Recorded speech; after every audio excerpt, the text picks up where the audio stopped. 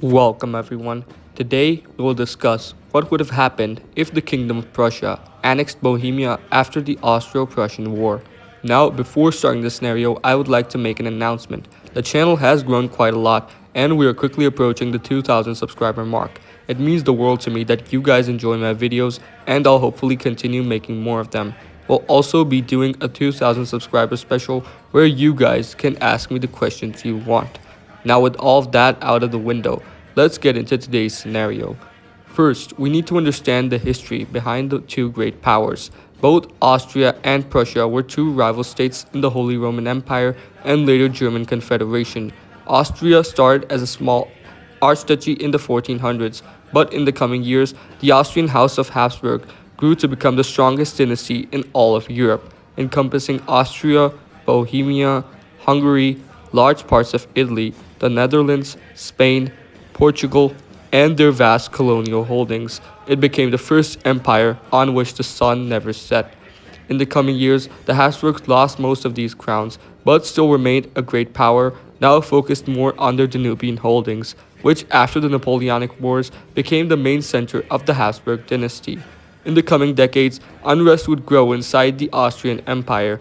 Even though Napoleon had been defeated, his ideas of liberty, equality, and nationalism had spread across Europe, inspiring revolutionaries in Germany, Italy, and the Habsburg domains. All of this reached its tipping point in 1848, the year that quite literally almost saw the end of the Austrian Empire. Through a multitude of events, all the places where the Habsburgs had power were burning. The Italian states had unified and started the First Italian War of Independence to liberate Veneto and Lombardy from Austrian rule. In Germany, revolutionaries had taken control of most German states, destroying the German Confederation and trying to unite Germany. In Austria itself, the empire was tearing itself apart. There were large-scale revolts in major cities and armed rebellions by the minorities, the largest of which being the Hungarian Revolt. All of this nearly saw the end of the Austrian Empire, till Russia, wanting to conserve the balance of power, agreed to help Austria, slowly defeating all these revolutionaries. After 1848, the next major crisis occurred in 1853, when Russia and the Ottoman Empire, joined by France and Britain, went to war in a conflict known as the Crimean War. During this war, Russia expected Austria to help them as a thank you for Russia helping Austria in 1848, but the Austrians refused to join. The war ended soon, but the Russians would never forget this betrayal by Vienna. Moving over to the other Germanic empire, the Kingdom of Prussia started in 1701 with the official merging of the Electorate of Brandenburg with the Duchy of Prussia. Prussia then slowly started rising among the German states till in 1840, when they saw the reign of their greatest king, Frederick the Great. His reign was an uphill battle, as during his reign, at one point he fought most of Europe and ended up with the rich Austrian province of Silesia, which started the rivalry between the two. After his death in 1786, Prussia became the new great power and the rising star in the German world. After the Napoleonic Wars, Prussia became one of the five great powers alongside Russia, France, Britain, and Austria. Also during this time, while their rivals in Vienna faced unrest and turmoil, the Prussians were on a path towards industrialization.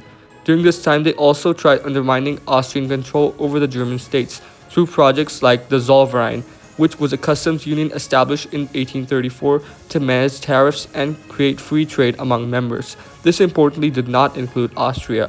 In the following years, Prussia continued like this, till in 1848, where a series of revolutions rocked Europe.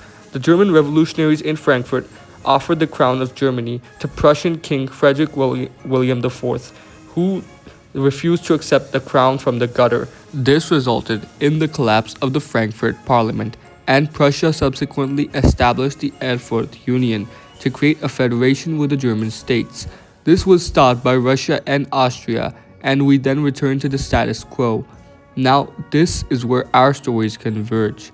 In 1862, Otto von Bismarck became the Minister-President of Prussia, and in a famous speech he said, "It is not by speeches that the great questions of the time are decided, but by blood and iron." In 1864, both Austria and Prussia jointly invaded Denmark and split Schleswig-Holstein between themselves. Then in 1866, both Austria and Prussia went to war in what would become known as the Bruderskrieg, or Brothers' War. Prussia would mop the floor with Austria, even managing to reach the Austrian capital of Vienna, ending the war. Now, there were serious considerations in Prussia to annex parts of Austria, with Bohemia being the most coveted prize. But Bismarck knew that doing so would make Austria a permanent enemy of the new Germany. So Austria was let off the hook pretty easily and Germany unified. So that's that. But what if things went differently? What if Austria lost Bohemia? Today we will discuss that, but before starting the scenario, I would greatly appreciate it if you would subscribe to the channel as we are extremely close to 2,000 subscribers. But now that we have done the historical route, let's see what happens in this new world. Now, going back to 1866, the Battle of Königgrätz would take place like it did historically. Prussia would still defeat Austria and march on Vienna, and afterwards, during the peace deal, King Wilhelm I and Otto von Bismarck would get into a spat regarding the fate of Austria.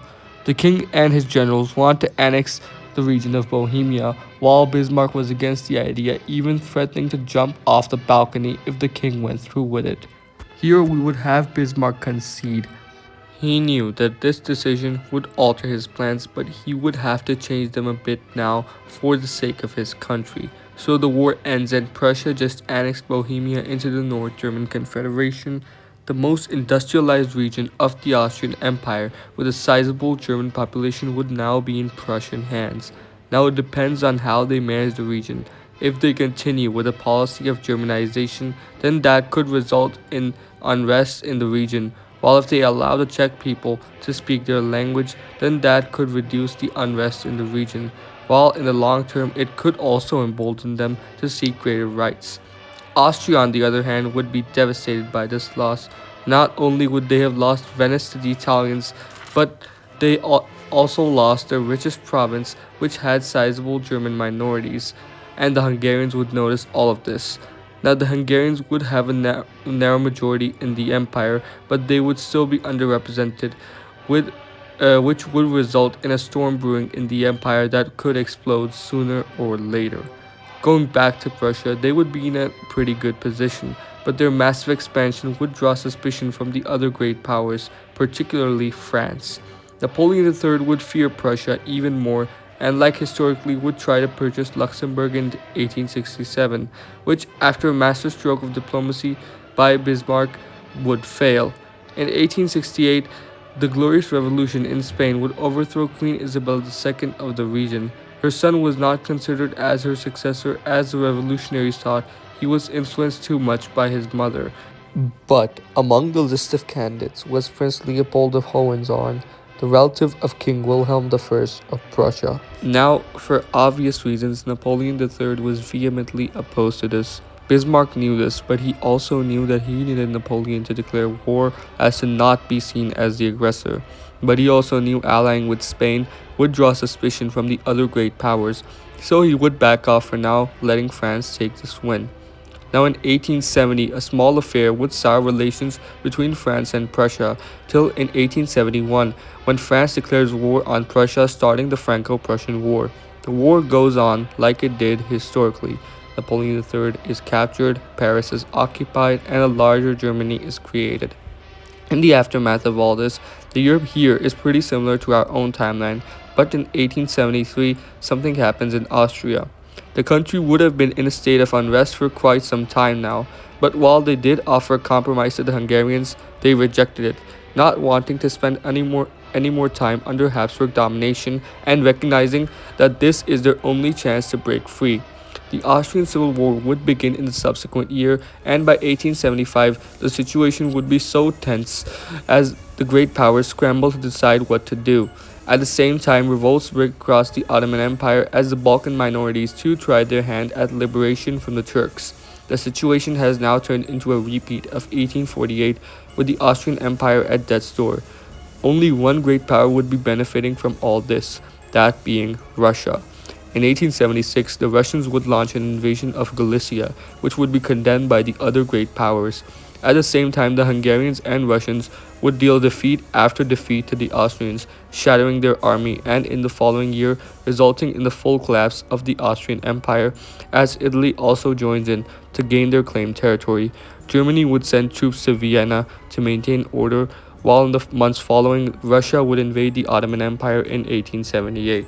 The war goes like it did historically, with Russian soldiers reaching the gates of Constantinople, but they would be forced to back off as Britain sends its warships in the region to deter Russia from taking the city, and both Germany and Britain threaten war. To solve all these crises, a meeting is held in Berlin, while the meeting would also deal with the scramble for Africa and how to handle that. In the end, Russia would only gain some coast from Romania and cars from the Ottomans, while Serbia, Montenegro, and Romania would gain independence. Bulgaria would be turned into an Ottoman protectorate, while the British would annex Cyprus in exchange for more guarantees for the Ottomans in case of a future Russian attack. While the great powers would also realize that Austria would be beyond saving, so Hungary would gain its independence, being expanded into Croatia to make a strong buffer against Russian ambitions in the region.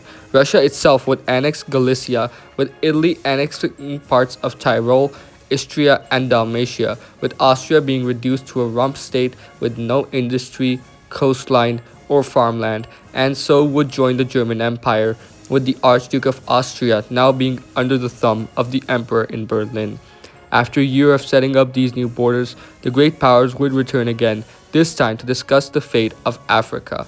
The scramble for Africa would go like it did historically, but the Ottomans would get to keep Tunis and Libya, as Britain and Germany wanted them to be able to stand up to the Russians. Also, majorly, Germany would give up on Tanzania, allowing Britain to take the territory and build their Cape to Cairo railroad, connecting the north and south of Africa. This was done because Bismarck, due to recent events, would realize that Britain was the best ally that they could have. They had no other great power to ally with, as France hated them and Russia's monstrous expansion spooked the Germans. So Britain would be their best choice, but for that Germany would have to abandon colonial ambitions in Asia and not start a naval arms race as to not antagonize the British. In this effort they would be successful, as Britain, who already feared the rise of Russia, would see Germany as the most reliable partner in stopping them. This development would then be followed up on by France and Russia getting closer as to get their revenge on Germany and expand into the declining Ottoman Empire. Now, as we reach the 1800s, let's see what the minor powers are doing. Italy is slowly integrating its new territories while also building up its military in preparation for an eventual clash with the Ottoman Empire over the fate of North Africa. The Ottoman Empire continues their decline while trying to keep the Balkans under their control. The Balkan states would slowly start building up their armies in preparation for a future war with the Ottomans to liberate the people of the Balkans, looking for any opportunity to strike. Hungary, on the other hand, would focus on their economy. With the ports in Croatia and farmlands in the Pannonian Basin, Hungary would become the breadbasket of the region, and the government there would use these funds to start industrialization, quickly surpassing the industrial growth of Italy, which already had a pathetic industry. By the turn of the century, Hungary itself would be a democracy, being led by the Liberal Party under Prime Minister Kálmán Tisza. A policy of Magyarization would be enforced at the start, which would anger the minorities of the country, so it would be limited to the Pannonian Basin, with places like Croatia gaining autonomy to deter any unrest and rebellion in the new state. By the turn of the century, the lines are set for a large war, and both sides would look for any opportunity to start it. That would soon come in 1911 in the form of the Italo-Turkish War. The Kingdom of Italy would demand that the Ottomans give them control over Tunis and Libya. The Ottomans would refuse, and Germany would agree to back them. At the same time, both France and Russia agreed to aid Italy in whatever action they took. Italy would declare war on the Ottomans, then Germany would declare war on Italy, followed upon by declarations of war from France and Russia. The Italians would try landing in North Africa, with the initial landings being successful. This would motivate the Balkan League to declare war on the Ottomans, while at the same time, Germany would sway Hungary to their side with promises of influence in the Balkans and economic assistance. In the West, The French would know that Germany would try to strike them first since they would invade Luxembourg and would try to get Belgium to allow them to pass soldiers through their borders. But so the French would invade Belgium, dragging Britain into the war as the First World War then begins. The Ottomans, alongside the British, quickly kicked the Italians out of North Africa, allowing the Turks to focus on the Balkans, preventing the early fall of the region, while at the same time, the British would take out the Italian and French colonies in the region, while blockading France and Italy to starve them out and prevent them from aiding Russia. Germany then commits itself to an invasion of France, like in our timeline, while Russia starts mobilizing and tries to rush into eastern Germany. They're then kicked out by the Germans, who manage to take Poland but can't go any further due to the sheer amount of Russian soldiers on the eastern front. As 1912 starts, Hungary commits itself to an invasion of Italian Dalmatia and the Balkans. This forces Italy to try and rush into the Alps, while the Balkan League diverts forces to the north to aid Serbia against Hungary. As 1913 approaches, the lines are set, and only time will tell which side wins. Here we will have two different endings, one where the Franco-Russian alliance wins, and the other where the British-German alliance wins. Let's start with the first one. The French and the Russians would switch strategies, going after the weak links. Russia commits itself to a full invasion of Hungary alongside Romania, which relieves pressure from Serbia and results in Hungary's surrender. Then the Russians and the Balkan League squeeze the Ottomans out of the Balkans, taking Constantinople by 1915 and forcing the Turks to surrender. Afterwards, the Russians, French, and Italians would be focused entirely on Germany. The Germans would fight bravely, dealing defeat after defeat to the alliance, but this isn't enough. When Germany focuses on one of the three, the other two attack, forcing them to divert their attention. By late 1916, we would see a breakthrough on the Eastern Front as the Russians march into Poland and German Prussia. This would give Italy and France some breathing room, who would make steady gains on the Western Front as the German war effort starts collapsing. But they would continue forward due to Britain's aid. But this isn't enough, as by mid-1917, the front lines collapse as Germany is kicked out of Belgium while Russia takes Prussia, getting closer and closer to Berlin. Seeing the writing on the wall, the Germans surrender. This leaves Britain alone, who without any allies surrenders in hopes of mediating the peace deal and preventing a full dismemberment of their allies. The peace deal would be as follows. Russia would annex Ottoman Armenia, while Italy takes control of Tunis and Libya. The Balkan states take their claimed lands from the Ottomans as Italy establishes a protectorate over Albania. Russia isn't allowed to take Constantinople from the Turks because of Britain, leaving the Ottoman Empire as functionally a rump state. Hungary itself gets fully partitioned, with Russia's allies taking the desired lands, with Serbia forming Yugoslavia while Russia establishes a protectorate over Slovakia. Germany is extremely crippled as Italy takes the rest of Tyrol and Slovenia, while France expands into Belgian Wallonia, Luxembourg, and the Rhineland. Russia takes Poznan while uniting Bohemia with Slovakia to form the Kingdom of Czechoslovakia with a Russian nobleman as its king. Britain barely loses anything while the German colonies are taken by France and some even by Britain. This ending leaves Russia as the strongest nation on earth, dominating half of Europe. Britain then allies with France to contain Russia as the seeds are sown for another future conflict. Now, with ending 1 dealt with, let's go to ending 2, where Britain and Germany emerge victorious. For that, we would have the British commit to a landing of Sicily and an invasion of southern Italy, forcing Italy to surrender by 1915. This would allow the Hungarians to divert troops into the Balkans and capture Belgrade. In about a year, Serbia and Bulgaria would be defeated, while Greece would surrender, already seeing the writing on the wall. That would leave only Russia and France, and since France was already suffering from a naval blockade, the Germans would refocus most of their might on the Russians, committing to a large offensive which would reach Minsk. While in the Caucasus, British and Ottoman troops make headway into the region. In 1916, the British land in Sevastopol, while Germany reaches Kiev and then Smolensk. The Tsar gets overthrown and is replaced with a parliament that agrees to surrender. Now with only one enemy left, the Germans redirect their entire army west, launching one final offensive, which by mid 1917 succeeds in capturing Paris and knocking France out of the war as the First World War finally ends. The peace deal would be as follows. Germany will get to annex Luxembourg and more of northern France, particularly the region with all their iron, making France basically dependent on Germany. France would also lose parts of their north to Belgium, while Britain would gain a protectorate over French Indochina. Italy, on the other hand, would lose Somalia to Britain and Eritrea to neutral Abyssinia. Dalmatia would be split between Hungary and the Ottomans, while Germany takes South Tyrol and Istria. The Balkan states would lose some territory and become Ottoman and Hungarian protectorates, with the sole exception of Greece. Now Russia would see the harshest deal, as everyone wanted to see them permanently crippled. Poland, Estonia, Latvia, Lithuania, Belarus, and Ukraine would gain their independence, while parts of the Caucasus are lost to the Ottomans while the rest gain their independence. Russia is now extremely crippled and unstable, being prone to communist takeover. In the aftermath of the World War, a rift would form between Britain and Germany, as it was slowly becoming clear that the newly created states in the East were only independent on paper, but in practice were German puppets. In the coming decades, Germany would create an economic alliance called Middle Europa, with most European nations joining with the sole exception of Britain. The stage is set for a new great game, and only time will tell what happens.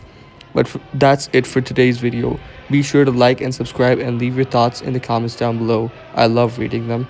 But for now, this was Alternate History Chronicles, and I'll see you in the next one. Goodbye.